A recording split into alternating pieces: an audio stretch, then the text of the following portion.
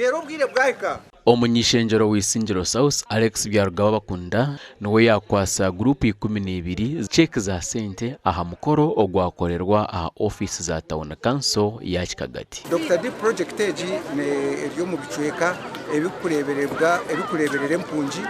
ando muri Isingiro tubine empunji muri Isingiro South habukanga hamwe na n'ibindi bicweka bya district. Mwenu esente zirizoba twatunga hihi miliyoni nka 200 isto agabire bina umuri Kikagate kandi bakaba batungire sente zikwingana hihi miliyoni nka 8 ezabandisi kandi twayiguraho ne coma cyo bucori cyamazireho miliyoni 185. Isingiro South ubwahati yasya sente z'urukurenga biliyoni 2 ezigiro mu cyangeki obwo biliyoni 1 egire omukurwana sobworo ezindi zaza omashomero amarwaro n'engudo ezimwe zitakatungire sente ezo abo kugira ngo bakacererwa kuzuza form zezo konka twabatera umuranga kandi twabatera umuranga munonga kureba ngo muri iki wiki pepa wakejo yo nabajimara weeks 2 ku rugarizoba tuza kubaretera sente zabo nabo batandike gukora imirimo yo kwetungura umakagabo. Bachairman baza group ezatunga check ezero munyabelungi ba Hills Restoration batungire miliyoni 9 n'ecweka Kikagate Community Woodlots Group batungire miliyoni 6 n'ecweka nabandi basima government. Twatunge sente za revolving fund kandi ni nsima Dr. Deep munonga kutuyambitwe nk'abanyisingiro na munonga nk'abanyakikagati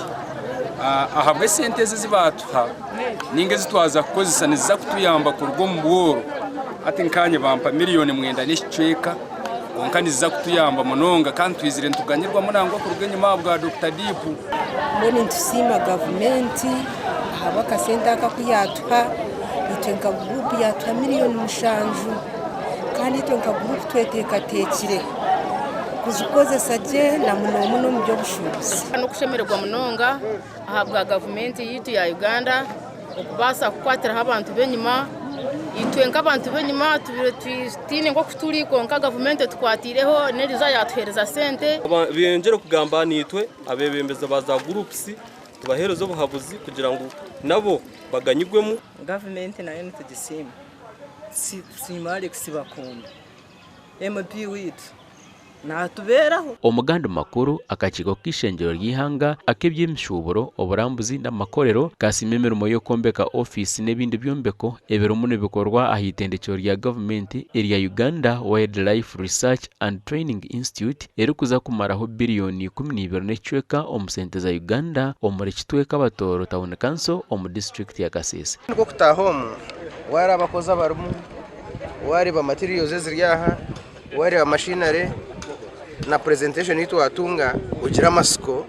uhineje kugenda misho so itwenka members ba parliament kandi abakuchondoza institute eji nanye nkomuntu nashemerwa no muri kugenda misho nagira masiko kandi nagenda ndikumanya ngo ahitwe sente hineje kugenda misho kandi icyo kimpamana kugira ngo babagarikire kandi kwijo mu gaciko kitu bakushabe sente ntuzubahereza kwa twareba ngo ikibakora kigendo misho twashanga bene challenge ya domi tuzabishika twizero twarambwire ibaye bajombekire no shaka kajombeka umwanya gwino mwonyo so ibisika byatandika kusisikara konka ituntire bande betaga support na nabashomesa badyangu betaga abandi abashomesa nkana na mukaga John turyamwesimera orukura eby'imishuburo ahitendekereri kandi birajwekire director nagira ngo bakine ikizubu cy'emishara yo kushashura abatendeke nga tune challenges abo kuba iminota korwaje nitubura ba staff bako memeje okushara munongo mu research and icyo nchireta emishara yabo kubera mice chondoza tukamanya bikufa abakwatire n'enyamishwa no buhangwa kandi tujuje kucuzura ngo ebintu byo burambuze nibireta sente nyinji munongo mu ihanga mbwene twaba twinisho mirongeri ebyo kushomesa byo kuchondoza rukushomesa abantu skills okuba kwasa kutambuza ebintu byo burambuze tuba tukozera ikintu cyamani kandi twashanga contractor haina man mingi natugambira ngo twaza kukwezi kwa mukaga nabayahereza ekizimbe eki umwanya nayagubonize Kireno Muhindo agambere ahari bimwe ebiru kubateganisa. Kalimanjojo. So we want to assess the methods and then come out with the modest methods. So we've marked plots that we are already monitoring. So far we have 6 plots in number. So we have control plots and then these other plots that we are monitoring. Gashakwa na Good Fatuma na Gilbert Muhanguzi.